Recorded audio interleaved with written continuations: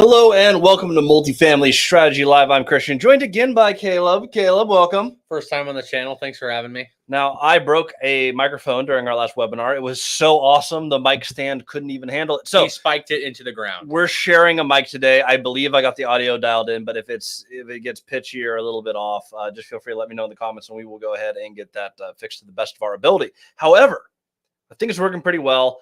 I'm excited for today. I haven't done enough sharing this. I've shared many times on this channel that I seller financed one of my companies, my property management company before moving to Texas. What I haven't done a good job of, and what we're going to do in the beginning of this episode, is we're going to talk about what it actually feels like, looks like, and why I would seller finance. I've done so many purchases seller finance. We talk about, how do you find these owners or how do you pitch this? I want to have an interview, or not really an interview, but a conversation of being on the selling side and the buying side, what it actually feels like and why I offered, low-ish down, but low interest, lower price on a seller finance deal. So we're going to talk about that. Then, as always, we open up to questions. So if you want to talk real estate, creative finance, you want to talk business, we got several companies together. I have a few companies by myself.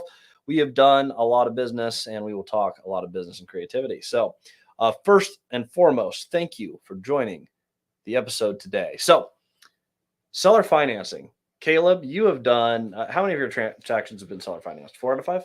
3. 3 out of 5. No, 4. 4. Yeah, 4 for 4. 4. Yep, the 25. I was trying to think. I'm like, was that seller finance or conventional? I can't remember. That was. So, Caleb has done 4 seller finance transactions. He's 21 years old. Started with $300. Today, you're worth about, we just calculated, we just actually filed for a bank loan. So we just did this. You're a little over $500,000 net worth. Yeah, right in there. He's 2 years into the game.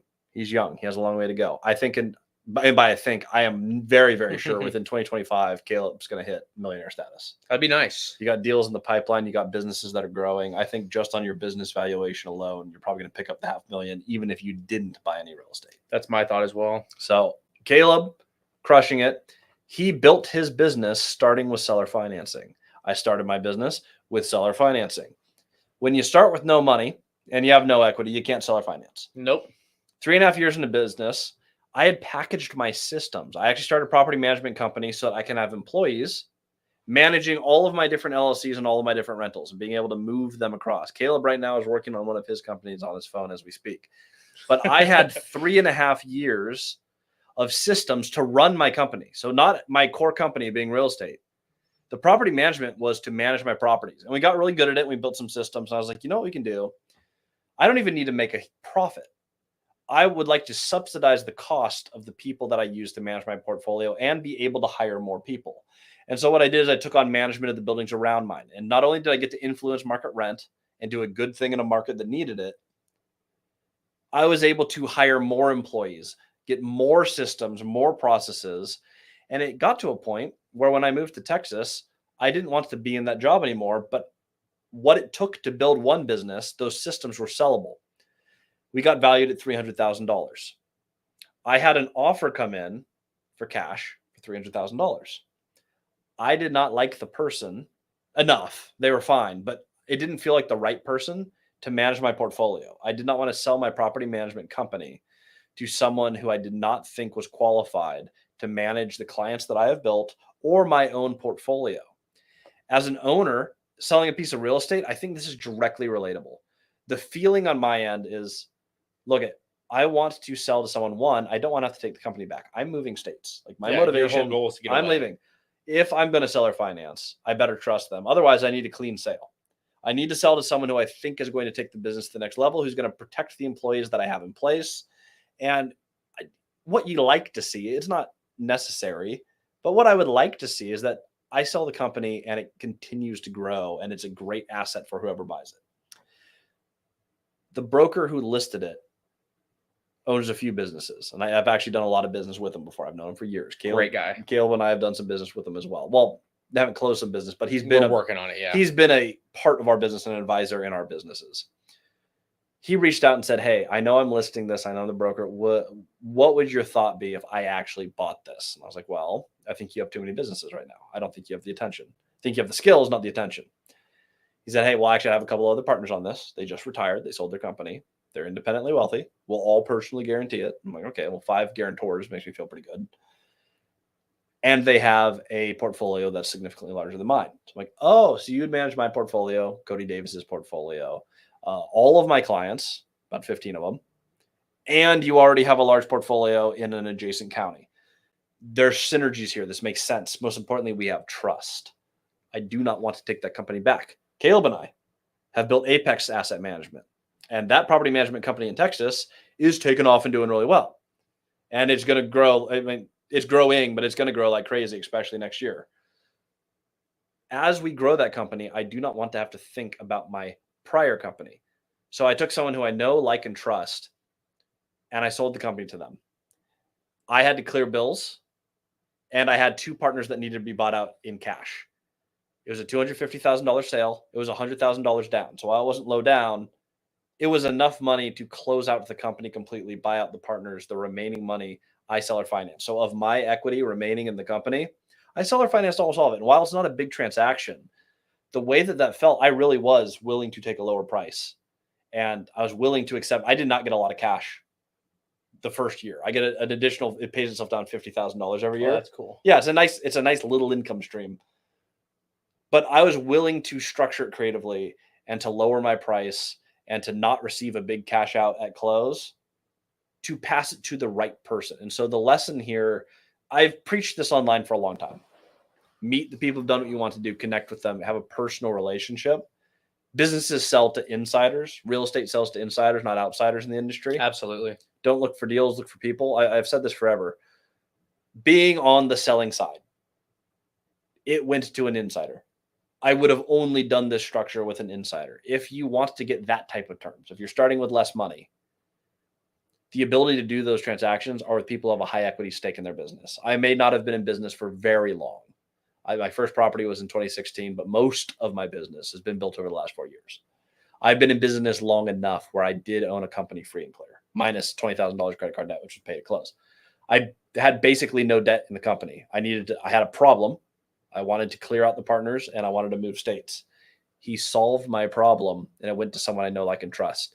If you are trying to get this, I'm telling you as a seller now, this is the way the game is played. If you're seeing any other method online, a lot of them work. There's hundreds of ways, just like any business, there's hundreds of ways to make money in real estate.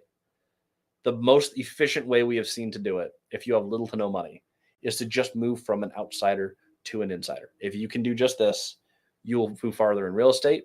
If you want to buy businesses, I have friends who do that. If you want to buy or build businesses, it's actually easier to buy them than build them, but that's a topic for neither here nor there. Yes.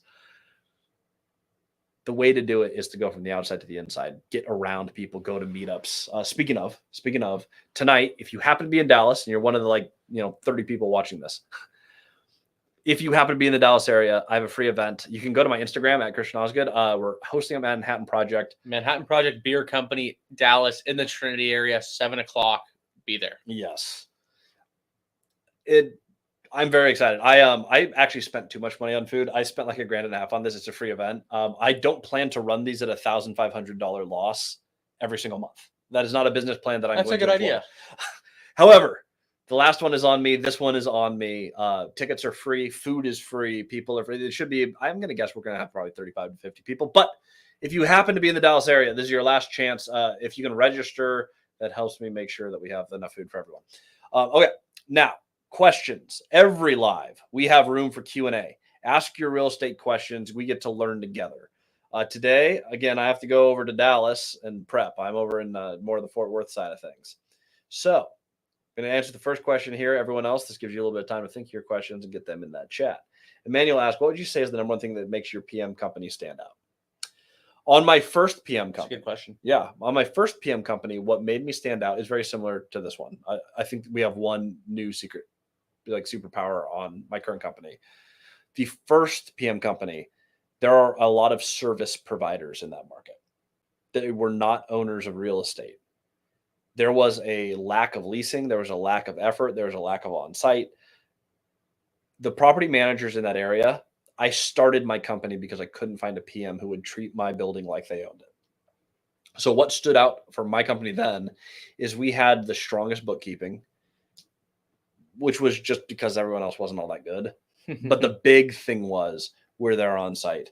we're passionate about the properties. When I get your values up, my values go up. I'm incentivized as another owner to do an excellent job running this. That makes a ton of sense. And I think the employees we had there, because I am very quick to hire and very quick to fire. Yes, you are. Yes, and I can be brutal to work with, and I understand that. But I built a company where we had a team of players who knew exactly where their roles were, how to work with one another. And it took a lot of time, a lot of iteration, a lot of hiring, a lot of firing. I think we were more aggressive about treating our business like a business, where I feel like a lot of other PMs, there's a few bigger ones there, but a lot of them are either places from out of market who don't care, or they treat their business like a hobby. And so we came in and we cleaned up in that market. Now in my current PM, I think it's a little bit different. We have a different set of players. Caleb is one of the owners of this company, actually equal owner to me. I do not want to be the biggest person in the company again. I wanted to dilute some of the responsibility.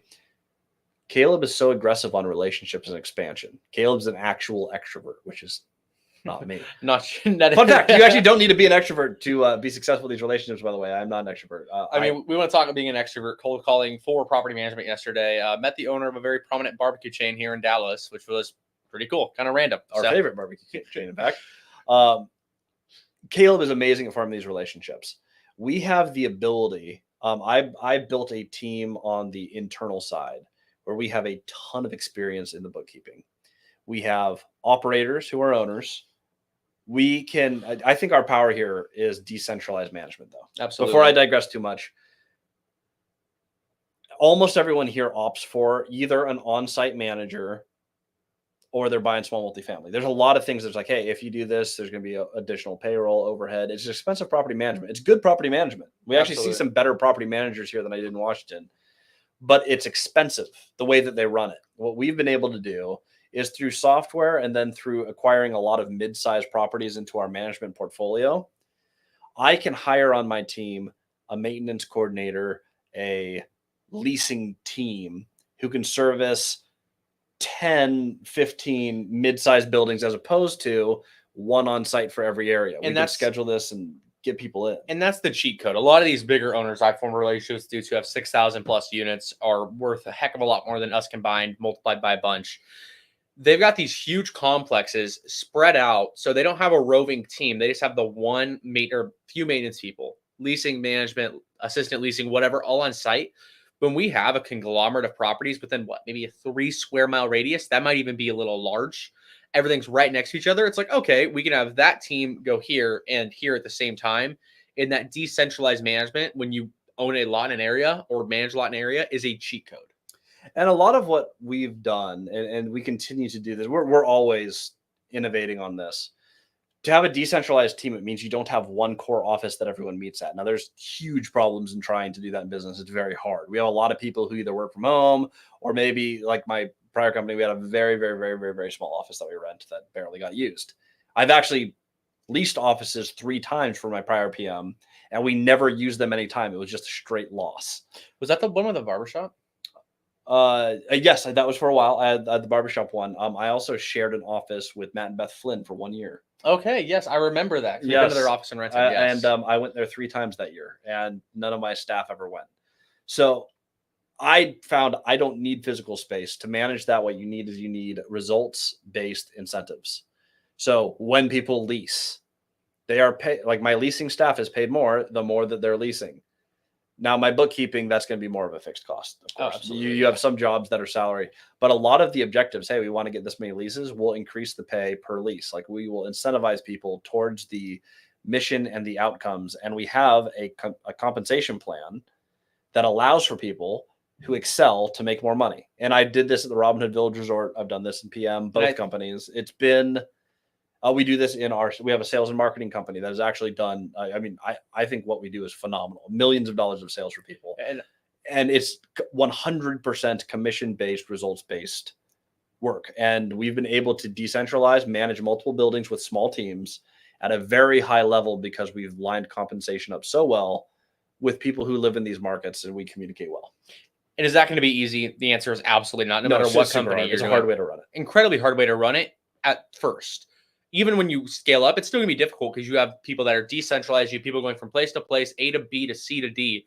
whatever. It's more difficult, but there are a lot more synergies. One thing in business you need to make sure of is that everybody's pulling the same way. If one person is incentivized to grow and the other person's incentivized to stay put, you're going to get friction going. You need to have everybody incentivized going the same direction. This is something we're working through real time that I'm trying to grow at in business myself, is making sure just the realization even that you're all on the same page and incentives need to be lined up accordingly with growing accordingly. We're getting some good questions here, so I'm gonna move on to the next question. But I'm very passionate about PM. It's one of my favorite companies that I'm in. They traditionally are fairly low margin, but they allow me to do my other businesses. It is a plugin that has worked well, and because we are owners, this business works for us. Let's get a shameless plug in there too. If you have property management anywhere north of Austin, DFW, Stephenville, Comanche, Abilene, Mineral Wells, Granbury, Corsicana, Waxahachie, Hillsborough, Mansfield. I'm trying to name all the Dallas, Stephenville, Mineral Wells, all the Dallas city guys know. If you have anything in the north/central Texas area, Waco, I almost forgot. I think Waco's going to end up being our core. We're getting a lot of business in Waco. We're picking up. We're expanding. We would love to manage your buildings. If you have anything, please shoot Christian or I a DM. Would love to chat with more with you. Yes. Had to throw that in there. No, that's well done. Like I said, we own a sales and marketing company. Okay, Oscar, if you found a deal that's 28 units, 14 duplexes, 100% occupied, meets 1.25%, I assume that's DSCR, in a good market, would you invest in those properties or no, since they're single family and the units are not one roof?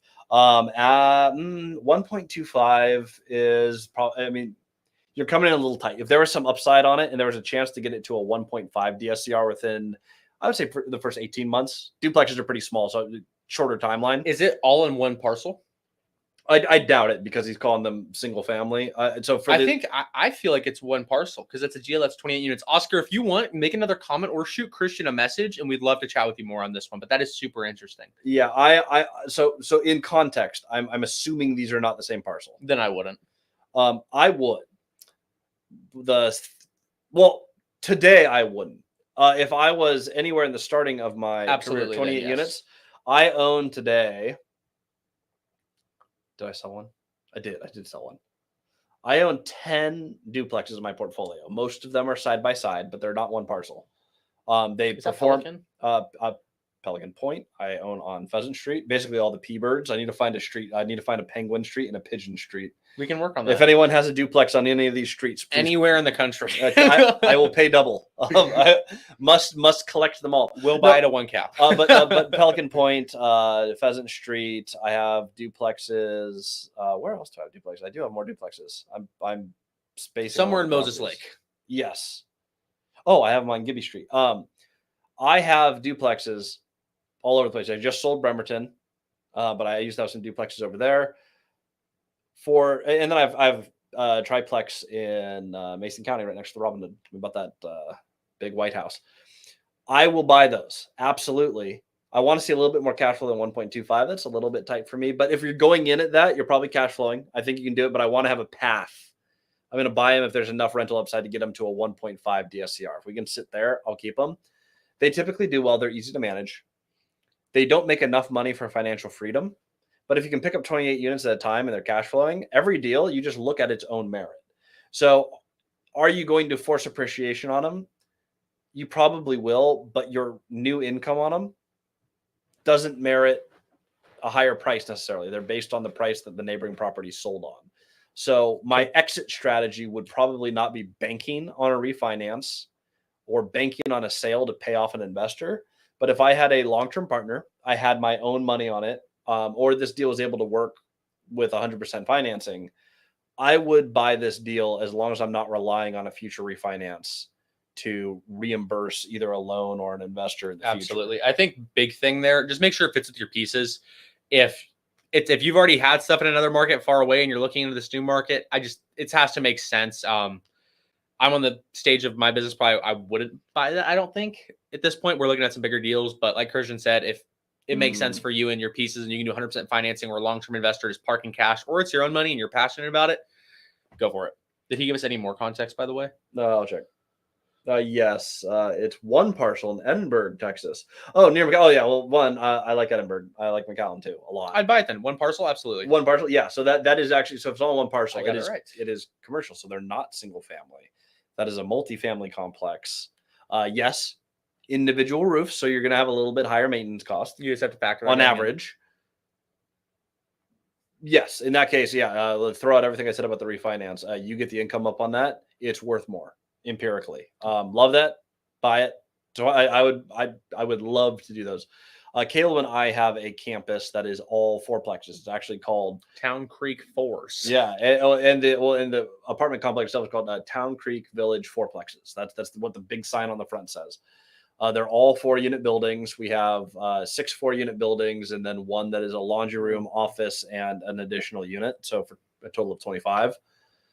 That is one of my favorite assets that we own. It does phenomenally, and they're all fourplexes, but it's one parcel, so they are commercial. 28 plex is better than 25, by the way. So shoot us a text. We'd love to chat more about that one. Yeah, and if you're talking DSCR 1.25 starting, I'm in Edinburgh. Edinburgh. Berg. That's it. You got the sign off. Edinburgh. Yeah, that has my blessing. Good market. What do we got after good cash Oscar? Flow. Okay, I had a good one here. There's 2 questions in one. What software to use for bookkeeping and the highest stupid tax? It sounds like a manual starting a PM company. So for bookkeeping, I use AppFolio. You can only use this if you have over 50 units. That's for collections. That is for security deposits. That is for my general ledgers. AppFolio, in my opinion, is the most powerful software out there on the open market without getting into like custom build outs. Custom build outs are different. And AppFolio is really, really, really, really powerful. It is not full bookkeeping. For a LLC, there's some stuff at the bank level. I also have a bookkeeper who runs QuickBooks for me. It is a service that I am willing to run and roll out for larger clients where we can get them connected with direct bookkeeping, where it's like it is ready and packaged for tax filing, where they can just send the full packet to their CPA. However, we do about 95% of that within AppFolio. I can get a bookkeeper anything they need. There usually needs a little bit of packaging at the bank level because we do not process, for example, your mortgages or your large renovations. Those happen outside of AppFolio, so I don't see them in my books. You would need a bookkeeper with direct access to your bank account. But outside of that service, we do full bookkeeping. We use AppFolio to track that. And we have a really robust custom, they call them the GL accounts, the general ledger accounts. I have an assignment for everything that one could think of for how we're categorizing every transaction, how we're going to put it together and package it for you. So that I think bookkeeping is one of our real strong suits. Absolutely. We do AppFolio, and then we work with a group called APM Help, standing for AppFolio Property Management Help. It is a separate company that specifically audits on a daily basis. Are your accounts balanced? Did everything go out? Have you transferred? If there's ever a dollar that is deposited and not logged in AppFolio, I will get alerts up the wazoo. So that is the system that we have used. AppFolio paired with a contract with a company called APM Help that has given us virtually perfect books at all times on every company. And then what is the highest stupid tax from running the PM company? Okay, let me go with the one starting it in Washington. Yes. Well, no, my portfolio is in Washington. That was the place to start it. Biggest stupid tax for me would be not going with my gut with employees. I actually had some of my other staff who I know, like, and trust. I had the most hiring experience. And I had a bad feeling about one of our first employees, and everyone else on the team. I remember exactly who you're talking about in the entire situation. Everyone else on my team. I wasn't even on the team. Yep. Everyone else on my team had a different pick than I did for our first major in-market employee, like boots on ground director of PM. I was like, I don't think this is our person. Everyone else outvoted me. I do run the companies as an idea meritocracy, which means everyone's ideas are heard at every level, from janitor up to CEO. However, it is weighted by your experience. So, for example, my director of leasing in that company, her name was Corey. She was my director of PM. She's done more leasing than me. If we're talking about leasing processes, if Corey and I both have an idea, even though I was the owner and CEO, if I have an idea and Corey has an idea and we're in a discussion, unless there's a very specific reason that we're going to supersede, her idea outweighs mine. I actually had this conversation about a week ago with my current director. They had one idea. I had another idea. We both explained our thoughts. And I said, hey, you know what? You have more experience, so you have higher weighting. So that's how we make decisions in our company. That was an example where I should have superseded the general process and said, I understand you guys want to go with this person. I do not have a good feeling. We're going to go this way. There's a certain point when you own the business that you need to take responsibility. Putting that person in there lost me clients. It lost me leases. It damaged my portfolio. It was a disaster. There was another hire where I did not attend, and this was for a pretty key position. I didn't attend their hiring. I had outsourced that to other people in my company that I trusted. For major players in your company, you should attend those. They came referenced. I didn't attend. Turns out leasing started going down when we audited it. I'm going to keep this as PG as possible. They, before working for us, did not have access to a stable internet. When we gave them a company phone, there was 5 hours a day of not child-friendly material being YouTube banned. Yeah. There were certain sites that were We get the picture. not necessary for about 5 hours a day. Picture explained, picture closed. Yes, there was. We've dealt with some employment issues. So on the employee issues, I think personnel has been the biggest stupid tax. The situation being what it is, it's lost revenue. I don't care what they're doing during the workday. If it's not work, it needs to stop. They're doing personal activities and personal on work time. Leases are not getting signed. Showings are not being done. Revenue goes down. Clients are unhappy. I had to learn how to fire people ridiculously quickly and make that decision almost instantaneously. On the hiring end, I learned show up as the owner of the company to almost every level. Until I'm a company that's, if RPM company, I'm going to say if we get above 25 people, it would be weird for me to come in for entry-level positions and be at that interview. Yes. But for key players, like, hey, you are my leasing person for my portfolio, like key roles, you have to take ownership of that. I attempted to delegate that for a level of passivity. That was stupid. That was a stupid tax that cost me a lot. And I think if we're going on that point, there's certain things in your business you can delegate, and there's certain things up front you just can't delegate. That being one of them. Some other things, but it's like, oh, I'm trying to be lazy and I'm trying to give this to somebody else. And if you aren't giving them constant oversight as needed, you're going to suffer. I agree. I absolutely agree with that. I'm also checking on Instagram. Just so you know, Instagram, I am also getting to your questions too. I have a lot on the YouTube side, but Instagram, I'm not forgetting about you. So I am here. All right. Are all your properties C and B class? All the ones that Caleb and I own are. We have a few C's. Houston's a C property that we've really fixed up really nice. Working on finishing that project right now. Yeah, we took it from I would say we took it from a D to a C plus. Yeah, and it's in a C plus B minus area, so we have a little bit more to go on it, but we've taken it most of the way through its project. It's on, it's in its senior year of being renovated and brought up to stuff. We're almost done. We have a lot of B. Most of what we have is Class B. Would you say Town Creek's B, Trinity's B plus? I would say they're both solid B properties. There's some true A properties in Stephenville that are just very nice. The Edge. We're not in that. No, there's no chance that these buildings at any level would be a new build. Correct. They're nice buildings. They're actually very nice Bs, but they could never be in an A class because of what they are. They're garden style. What would you say Riverwalk is that we're looking at? A minus. A minus, yeah. B plus. B plus. It's a B plus. B plus maybe. Yeah, if we want to get really specific. But yes, I know I have like the Robin Hood is a Class A boutique hotel. For what it is, waterfront, foothills of the mountains, individual cabins, hot tubs, next to a winery. That place is so good. Yeah, next door neighbors. I need to come speak at your event. I just want to go back to that place. Yeah, I have an upcoming event, by the way. I'll post it. I'll post it very shortly. I'll be there next month. I need to start marketing for that. But Robin Hood Village Resort is A. I have one rental that's an A. I think Pelican Point's probably an A. Everything else, high B, high C. That is very much our niche. We just got. Was the hardest role within your PM company to outsource / hire for? It's a good question. In some ways, it's the easiest. In some ways, it's the hardest. I'm going to say leasing. There's a million people who can lease. It's actually very easy to get an employee in for. It's also very hard to find the right person. It's hard to outsource because it's so critical to get right. Absolutely. And when it's been missed, it costs so much. Say you have $1,000 a month rent. And say you're like me and you have several hundred units.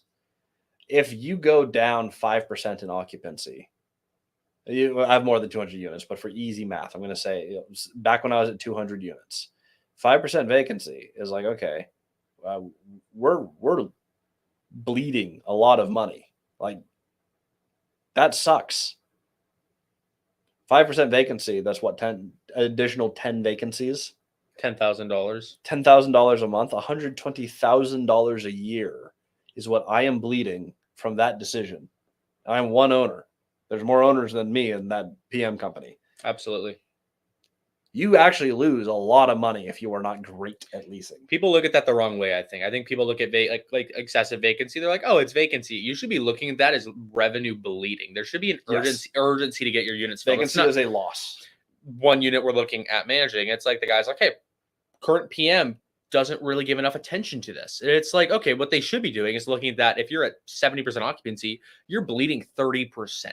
All they should be looking at is how do we get the occupancy fixed. And we walked that building, and they had barbecues too close to the building, which would violate insurance. They had garbage out. It wasn't horribly managed until you look at, like, what's the occupancy? Oh, it's 30% vacant. It's like, your PM's not doing their job. Like, you need to get those filled. When you show up on the campus and trash is just being picked up, or they're like trying to steer you away from certain parts of the exterior because there's trash and stuff built up there, there's probably a management issue.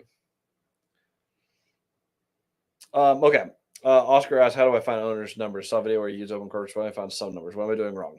It takes not a lot. It takes some practice on Google. It's just getting fluent with Google. So if I'm on open corporates and I find someone's name or I find their entity name, you Google it and the property address, or you Google it and the city address. What do you think? Do you use True People Search at all in your algorithm? Or? Rarely, occasionally. True People Search is a good one. See, I really like that. That's how I do it. I do True People Search. I don't do Google. I just go open corporates, name, address. You can like plug the address into True People Search now, and it just searches by address, and usually their name pops up right under it. Really? Or you can get the name and the city down to the zip code and search it that way.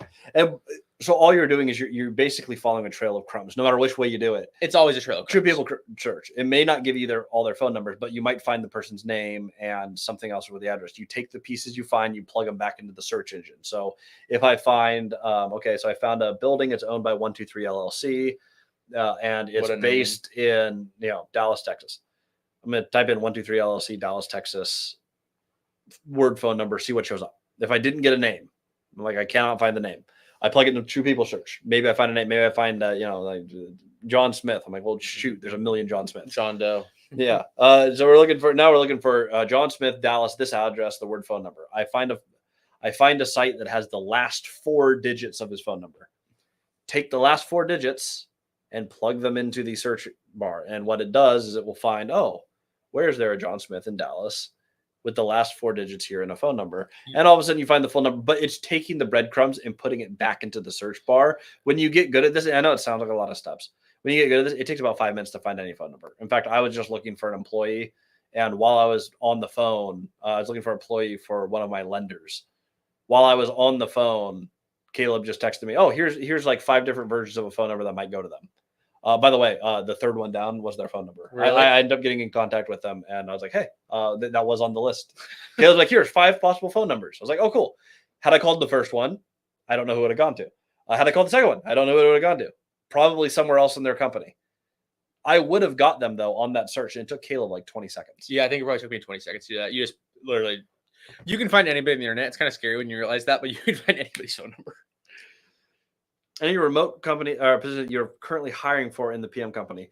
Not currently. We are expanding pretty darn quickly. The biggest thing that we're going to be doing is we're going to have maintenance contacts who live in market and leasing contacts. The thing with PM is that the big thing for us is that most of what we need are in market people. For out of market, we have a pretty strong roster. For when you run a decentralized management, you have to have a pretty strong core. The core is there. Now it's building out the branches. I would say. And the branches are going to be specifically in market for the way that our company works. If you live in Hillsborough or Waco, we can talk. Oh, yes. Or Stephenville or Mineral Wells. There's opportunity. Our good friend Heiner. Having issues with my agents, wants to see funds before getting into contract. Mentioned I can close the deal. My investors need to see a contract first. I'm still getting pushback. You are not working with the right agent. I will just say that off the bat. Yes. Now, agents control the deal, right? So if it's a listed property, Well, is it a buyer's agent or is it a buyer's rep or this is the agent who is selling the property. So it's a listed property on the. I know this deal. So the property is listed. I forgot he was in your mentorship. Oh yes, we love Heiner. If they are not, so if you need a proof of funds, which is like 1 out of 5 brokers are going to get stuck on this because that's what they've been trained to do, and you can't overcome that for some reason. I've always found that if you have enough confidence going in of like, hey, look, here's how it's going to work. I can close this. I'm going to have 2 partners on it. Here's my capital partners. They're not sending me bank information without this on a contract. If you're just stuck where they're like, well, we're not going under contract until we see the money. It's like, well, first of all, that's not really how real estate works. Most typically, you find a deal and then you line up the funds. That's a normal thing. So it is a little bit of a weird request from a broker on multifamily. That being said, it happens. Your next option, and what I do all the time, go figure out who might partner with you on this and have them send you their proof of funds. You are allowed to change partners in the middle of a contract. There's nothing unethical. Or if you are pitching to someone or you're like, hey, I have a deal. I'm looking for partners. It doesn't have to be you. But if we're going to get this opportunity, I need to work with someone who can show proof of funds. Have them show you the proof of funds. It's basically a screen. Basically, it's going to be like a bank statement or a screenshot of accounts. You just need to have them send a bank statement to open up the opportunity. And the trade is, I'm going to give you a first shot at this. They can still say no, but hey, here's what me and my team would like to do. Here's the money we have access to. Let's go under contract. That is the way to do it if you're stuck. That happens to me very rarely. In fact, it's only happened to me one time. And it was on a deal that I ended up walking away from in the middle of due diligence. But I was looking at buying 60 units in Walla Walla. And to go under contract for that, I had a partner who was seriously looking at investing in the deal. Show me proof of funds. I remember that one too. No. Partner, That deal had other problems, but partner was a great guy. Is a great guy. He's not dead. yes. The Rob Robin still Hood. got the Robin Hood. Yes. Come there next month. Yes. And Rob, if you want the Robin Hood, we can talk. I do not want. I love the Robin Hood, and is going well. Awesome place. It is a business that has nothing to do with my core business or where my business has gone, and is in a state that I no longer live in. So while I still run events there, and I'm still going to be there, and I still love my staff there, I am receptive to offers at this point because I don't need He it. lives in Texas now? It doesn't do anything for the business. It does still take some time. And I want to take that time and free it up for my. You're at a point business. now where there's the money you get from that business. You'd rather have the time down here, is what I would say. Mm-hmm. Are T12 documents good as far as verifying numbers for property? They're helpful. However, a T12 Can still be edited in Excel. Yes. Get bank A bank statement is very hard to forge. If you can't get a bank statement, at least get a tax document, the Schedule K from the property. Get a tax document that shows that they filed based on the income that they're reporting on the T12. Because it's very hard to forge a bank statement. It's extremely hard to forge an IRS document because it is what is filed. So you want to have them send that to you. Highly recommend. Rob, is there a building size where you always have some vacancy consistently? Yeah, I would say you're always going to have some vacancy for the occasionally you'll be fully occupied, but you factor for it always cycles through. Yeah, 20 unit buildings, you're rarely ever going to be 100% occupied. That's just too many people in one spot. You're going to be at 95, and that's considered fully occupied. Agreed. Because that would mean on average everyone needs to stay there more than a year. All the like you basically have perfect leasing, and you're going to cycle. People stay for multiple years. Out of 20 people, that's not very common. You'll usually have some vacancy. A way to actually cut down on that is you want to stagger leases. You don't want all your leases starting on the exact same time on a 1-year lease. It'd be nice to have, a handful of people coming in every season. Now, some markets, leasing is more seasonal. We're finding that in Stephenville. But you do want to stagger them the best you can throughout the year. So you don't go with seasons of fully occupied to seasons of half occupied to seasons of 75% occupied. Like you want stability. As stable as possible. Emmanuel, what would you be doing if it wasn't multifamily real estate? Working at CoStar. No. I left the Coast Guard, and I did love that job. I actually really do like the company. They're aggressive. They're challenging to work for. You do make a lot of money there. There's a lot of things to say that are very positive about the Coast Guard Group. If I wasn't doing multifamily,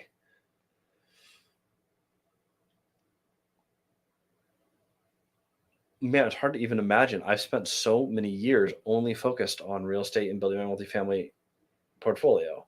If I wasn't in multifamily, the only other thing I've ever wanted to do is develop. That was develop multifamily. Let me think. There's a few companies that I've really enjoyed that we've done. I love our sales company. Sales and marketing is a blast. I found in the course of taking multifamily strategy and trying to get the word out to more people, we ended up building an amazing community in multifamily strategy.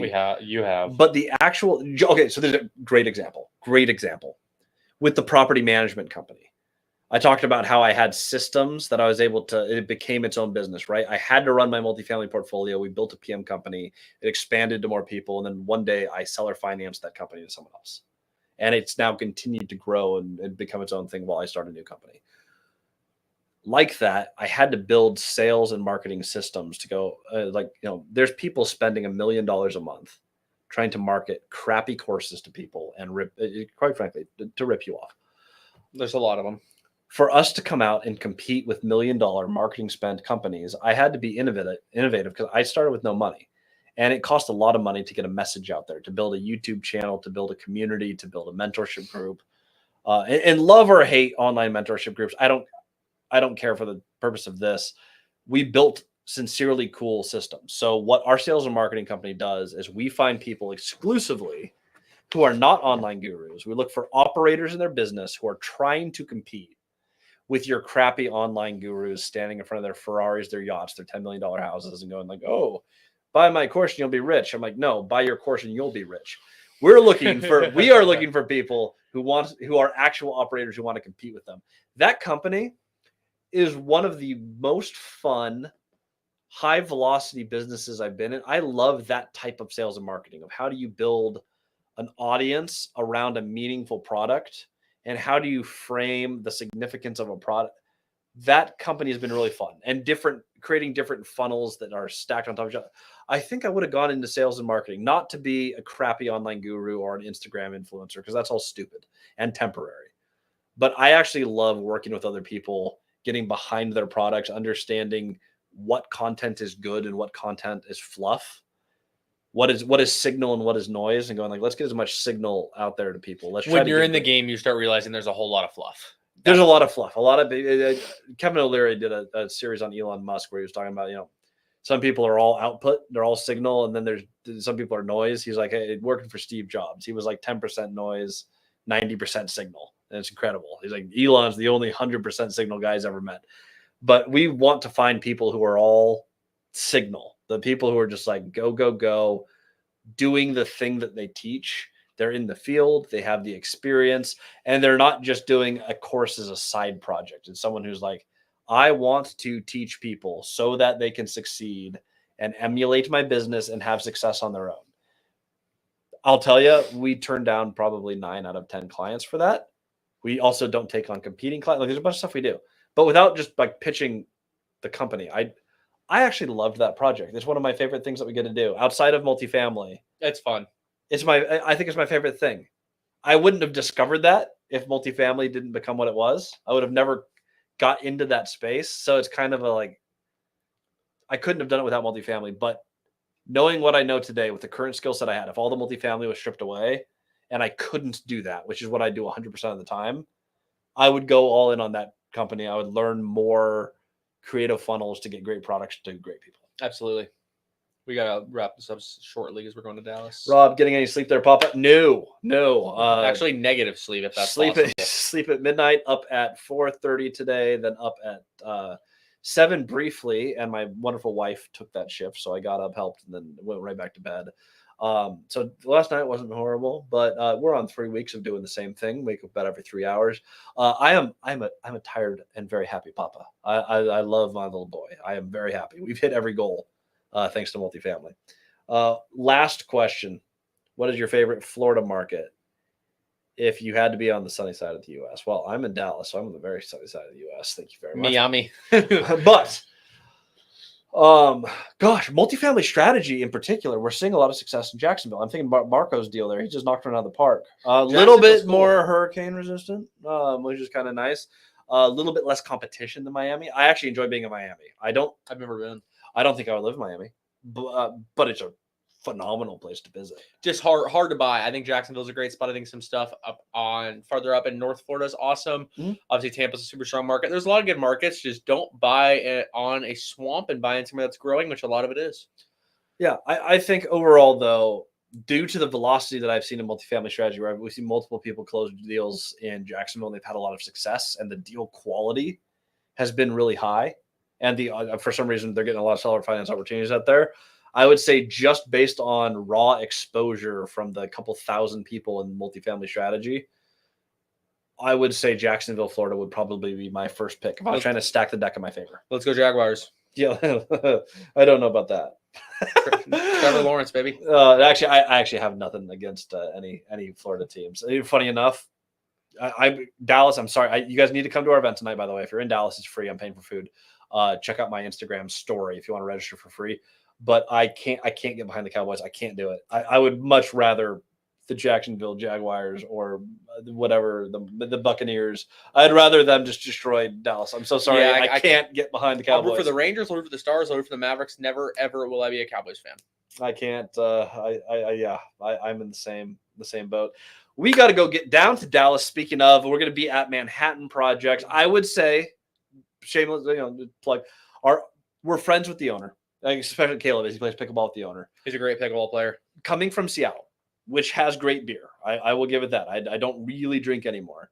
I will have a beer at Manhattan Project. It is a phenomenal brewery. They are very good. I used to brew beer. I have a passion for good beer. Dallas has a lack of good beer. Manhattan Project is actually quite good. So if you guys want to come down, enjoy a beer, food is on me, venue is on me. We're going to have a lot of owners there.